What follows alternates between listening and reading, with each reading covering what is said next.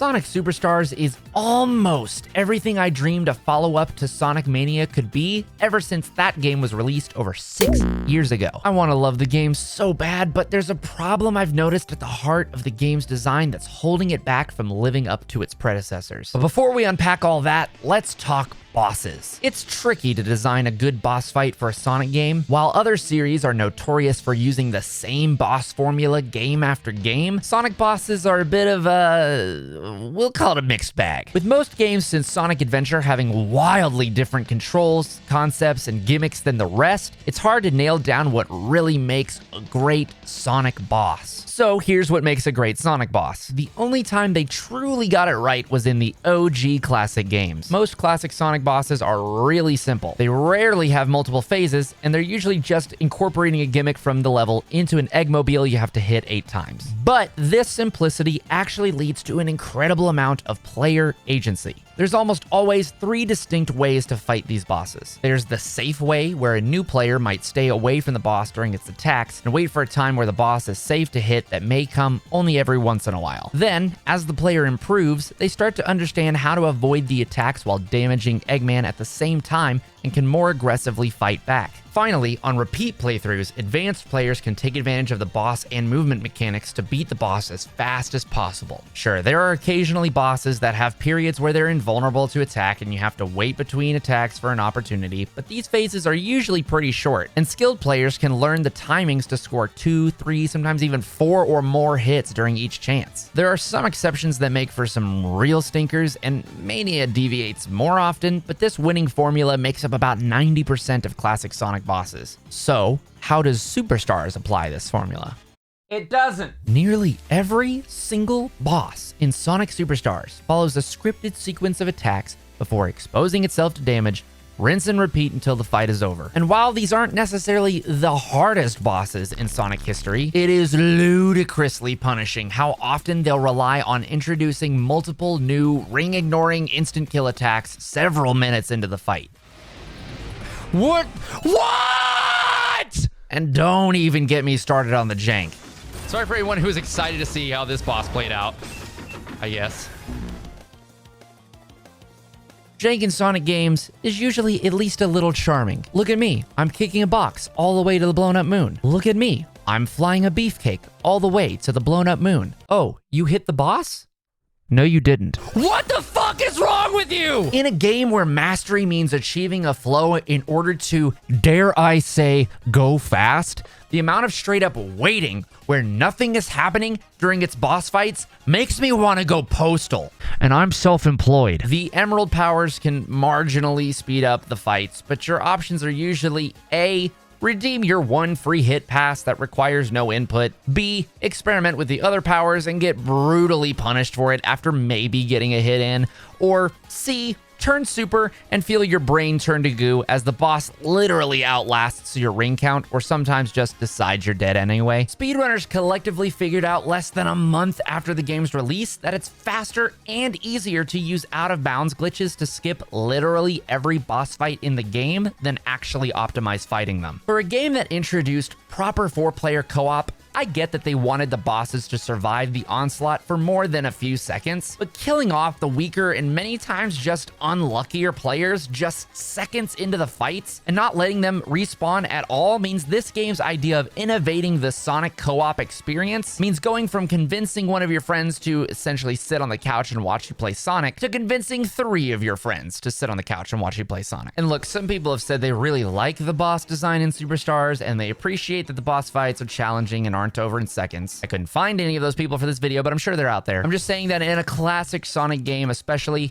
more of your bosses should look like this and not this. And here's the thing, Superstars' issue isn't just with the bosses. I think the boss fights are a symptom of a much deeper issue with the game's design philosophy. Take the playable characters, for example. I appreciate the effort that went into faithfully transferring these characters' movesets from earlier games, but they're just not at all balanced. Amy is strictly better than she was in Origins, where she was arguably just a better Sonic already. In fact, I can't think of one good reason to even play as Sonic in Superstars. I see you typing the drop dash into the comments, But aside from the point that this is now the 8th game in a row that the drop dash has been shoehorned in since Mania, even the Mania designers knew that the drop dash alone wasn't enough to warrant playing as Sonic over the other characters, which is why they included the elemental shields and their Sonic exclusive abilities from Sonic 3. In Superstars, there's only the plain-ass shield. Even the magnet shield staple from Advance and 3D Blast has been downgraded to not even be a shield anymore. This means Sonic is objectively worse than he was in Mania. Sure, there's plenty of Sonic games where the character's balance is completely out of whack, but in a single-player experience, it's much more acceptable for each different playthrough of the game to come with their own unique challenges and level of challenge. Sonic Heroes was even designed with this in mind. But in a 4-player environment, it means one player is going to be stuck with an objectively less capable character than the rest of their friends. And it's the character whose name is on the box. That is, unless you've unlocked Trip, in which case one player is going to get an objectively more capable character than the rest. Ugh, don't even get me started on Trip.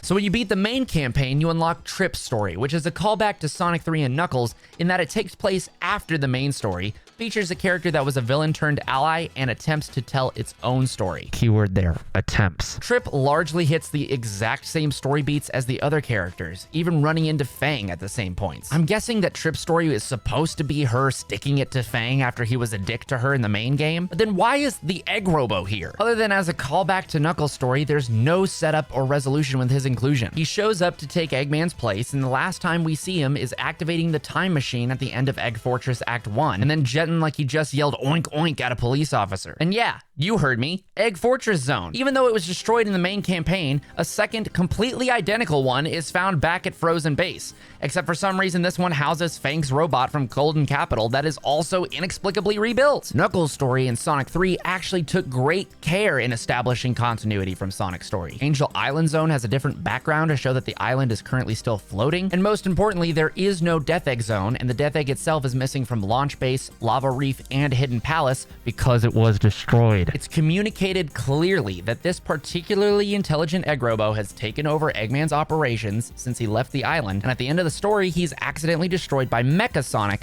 who's revealed to have been plotting with Egg Robo to kill Knuckles and steal the Master Emerald. How does Trip's story end? Trip destroys Fang's robot, just like she did in the first story. The Egg Fortress is, I guess, destroyed like it was in the first story, and then we I don't know, celebrate again? And that's the end. You unlock the last story, which is just as nonsensical, and nothing in Trip's story is brought up or referenced in it. The ball was even dropped from the gameplay perspective. Knuckles has unique abilities, but also a reduced jump height, both of which recontextualize the level design and boss fights in a way no other Sonic game had or really has since. While there are occasionally some small changes to the bosses in particular to add some extra challenge for Knuckles, many of them operate exactly as they do in Sonic's campaign, and it's Knuckles' distinct limitations that change the experience. It's so brilliantly designed that it even applies to Sonic 2 and the other games Knuckles wasn't initially designed for when he's implemented retroactively. Trip's moveset, on the other hand, is significantly more powerful in every measurable way than the other characters for some unknown reason, to the point where her story even has her going through the levels initially designed to be exclusive to the other characters and their unique moves. While her moveset does recontextualize these levels in most situations, it makes traversing them easier, not harder,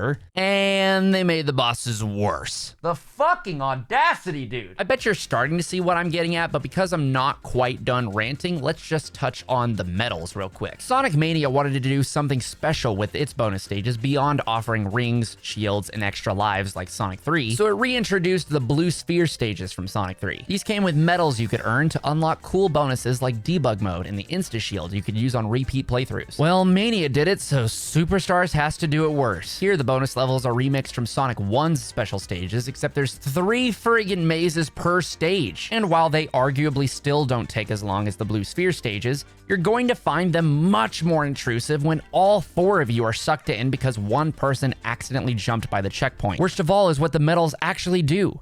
You don't unlock concept art, you don't unlock bonus games, you don't unlock secret abilities. You unlock skins for the online multiplayer. The online multiplayer that I'm convinced no one has actually played with other human beings. Why should I ask my friends to sit through these bonus stages when their only reward is skins only I can use? At least if they unlocked skins for the player characters, they would have something cool to look forward to. But no, for that, Yeah, I'm actually not getting started on that. Worst of all, Sonic Mania had a checklist for all the bonus stage medals, so even if you had no interest in what they unlocked, you at least had an intrinsic reason to get them all. In Superstars, I don't even know how many of these bonus stages there are, I get nothing permanent for completing them, and they're not even the best way to get medals, because you get them for doing literally everything. I'm seriously impressed that Superstars found a way to make the Sonic 1 special stages even more inconsequential than they were in the original game. To me, it's clear. Despite how much of the dev team is comprised of longtime Sonic alumni and their commitment to giving fans a fresh classic Sonic experience, Superstars reflects a very surface-level understanding of what makes the classics so special. It feels like they were trying to just check the boxes. Fans like Mania, Drop Dash, and callback bonus stages. Check. Fans like Sonic 3, new character and story where they fight Egg Robo. Check. Fans want bosses that challenge and aren't over before they start. 3 different jank-ass final bosses that are longer than most entire levels with no checkpoints. Check. It agonizes me to compare this game to Sonic 4, and Superstars does clear those games in every conceivable way, but looking back on how Sonic 4 bastardized the classic formula is a great insight into how far Superstars still has to go to capture what made those games great. And in no place is this more laughably, abundantly clear than in the soundtrack, which is all I'll say on that topic. I don't hate Superstars. In fact, I had a lot of fun with the co-op, but when the game was over, my player 2 and I agreed we had a sour taste in our mouths from how much time we spent doing bonus stages, getting medals that didn't matter, and having our souls ripped from our bodies, and how little time we spent doing what made us love Sonic games in the first place. As of time of writing, I have about 18 hours spent playing Superstars, and if I calculate the time spent in the 22 main stages of the game, it comes out to just 5.5 hours spent actually playing the parts of the game I enjoyed. Sega really wanted to justify that $60 price tag, not understanding that the key to high value and playtime in any game, but especially a Sonic game, is in its replayability, not in how much padding you add. I can tell a lot of passion and effort went into this game, but at the end of the day, they just don't get it.